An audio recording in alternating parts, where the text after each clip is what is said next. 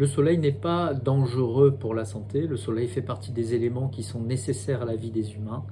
Et il faut simplement savoir comment bien utiliser le soleil, comment ne pas exagérer par rapport au soleil.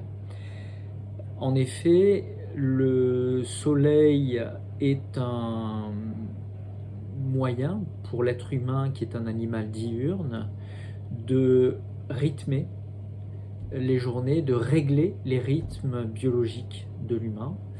Également, la lumière vers la peau va avoir la capacité de générer des synthèses, et notamment la synthèse de vitamine D, qui est une vitamine fondamentale, comme on le sait, pour la fixation des sels minéraux, le système immunitaire bien évidemment, et également la régulation du système neurocognitif, du système cérébral, du système nerveux.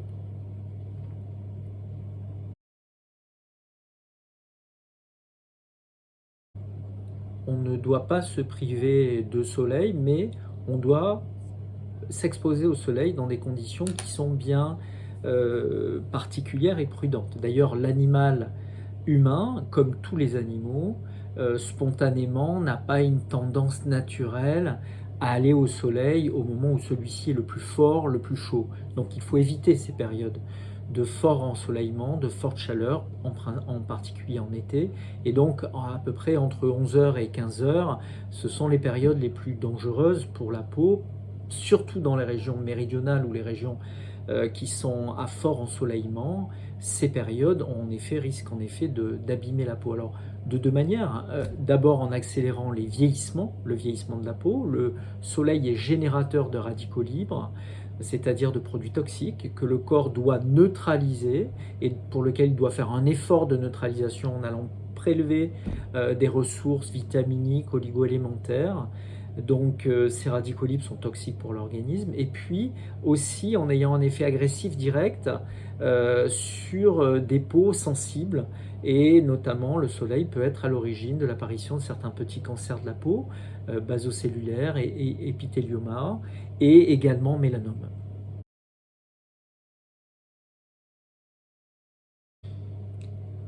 On va naturellement se protéger du soleil sur les périodes de fort ensoleillement. Pour une personne qui est exposée tous les jours, qui travaille par exemple à l'extérieur, eh bien évidemment la protection solaire sera indispensable pour ne pas arriver à des surdoses d'exposition au soleil, des surdoses d'exposition de la peau au rayonnement ultraviolet du soleil, qui peuvent avoir un effet toxique à la longue sur la peau.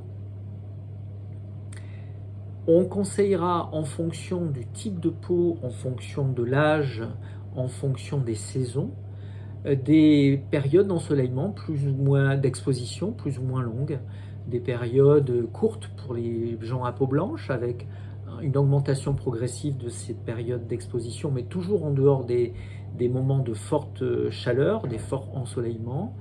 Pour les enfants, de la même manière, des expositions peu importantes. On tourne en général à une exposition de moins d'une heure, avant 11 heures bien sûr, et les périodes les plus matinales ou les plus tardives avant le coucher du soleil sont toujours préférables au milieu de journée. Et puis bien sûr en fonction des saisons, il y a des saisons où l'ensoleillement est très très fort, et il y a des saisons où l'ensoleillement est moindre, donc avec un peu moins de risques. Mais la question est vraiment celle de la sensibilité de la peau et de la tolérance de la peau à la lumière du soleil.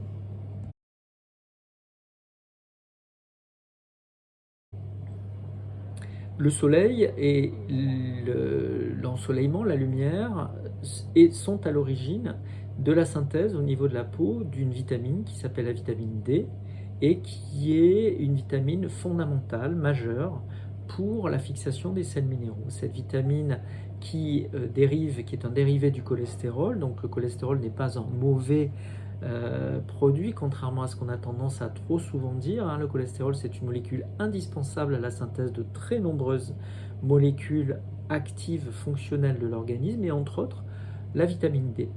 Le cholestérol est aussi à l'origine de puissantes familles d'antiradicaux libres qu'on appelle le coenzyme Q10.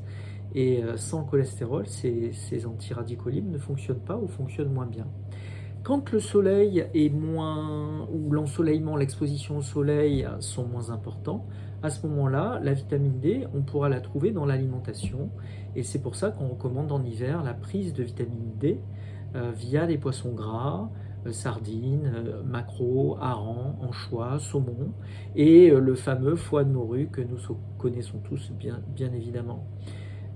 C'est pourvoyeur de vitamine D, et la vitamine D d'une manière générale a un effet très important sur la régulation de l'humeur, en hiver notamment, hein, sur la régulation du fonctionnement et de la synthèse et du fonctionnement des neuromédiateurs, mais également sur la fixation des sels minéraux au niveau du tissu osseux, en complément bien sûr de l'activité physique, hein, qui est fondamentale pour la fixation des sels minéraux au niveau du tissu osseux, et bien sûr des effets sur le système immunitaire, puisque la vitamine D a un effet régulateur sur le système immunitaire et harmonisant. Et en ces périodes de Covid, on connaît l'importance de la prise de vitamine D régulière, quotidienne, hein, pas ces fortes doses à prendre une fois tous les 2 ou 3 mois, non, la vitamine D pour le système immunitaire est beaucoup plus efficace en prise quotidienne au cours d'un repas.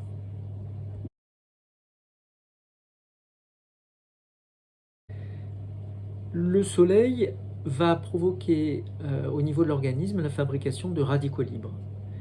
Toutes les situations qui sont également à l'origine de fabrication de radicaux libres vont venir additionner leurs effets toxiques à ceux du soleil. Donc par exemple, pour les fumeurs, fumer et en même temps passer de longues journées au soleil à faire la grillade, ce n'est pas bon du tout, parce qu'il va y avoir une forte accumulation de radicaux libres, lesquels radicaux libres vont avoir un effet de vieillissement au niveau de la peau, vont favoriser la sclérose des tissus cutanés, la sclérose d'ailleurs de tous les tissus, hein, mais ce sera assez visible au niveau de la peau. Et puis donc, pour les neutraliser, l'utilisation de réserves en vitamines, en oligo-éléments, en sels minéraux, qui seront utilisés pour neutraliser ces radicaux libres, mais tous ces micronutriments sont indispensables pour bien d'autres activités physiologiques. Donc, en effet, ne pas abuser du soleil,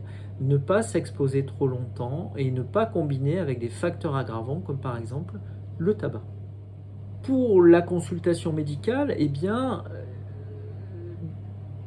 passé 30 ou 40 ans, pour des peaux sensibles, il est important qu'un dermatologue connaisse votre peau, et bien dans l'œil vos grains de beauté, votre qualité de peau, de manière à rechercher, donc pour les plus âgés la plupart du temps, des petites lésions qui seraient apparues ou un grain de beauté qui aurait changé. Donc consulter quand on voit qu'un grain de beauté change d'aspect et qu'on a peut-être été très exposé au soleil, se mettre à ce moment-là bien sûr à se protéger du soleil bien évidemment, et consulter un médecin qui permettra de faire un diagnostic de mélanome dans le pire des cas ou de petites lésions à enlever. Le plus tôt sera toujours le mieux parce que plus on attend et plus s'il faut faire de la chirurgie, eh bien cette chirurgie sera importante. Donc je dirais que pour les peaux sensibles, pour les peaux qui sont très riches en grains de beauté, les peaux claires, des peaux qui auraient été un petit peu maltraitées par le soleil avec des expositions un petit peu trop denses, trop fortes, eh bien, aller voir son dermatologue une fois par an, c'est un minimum.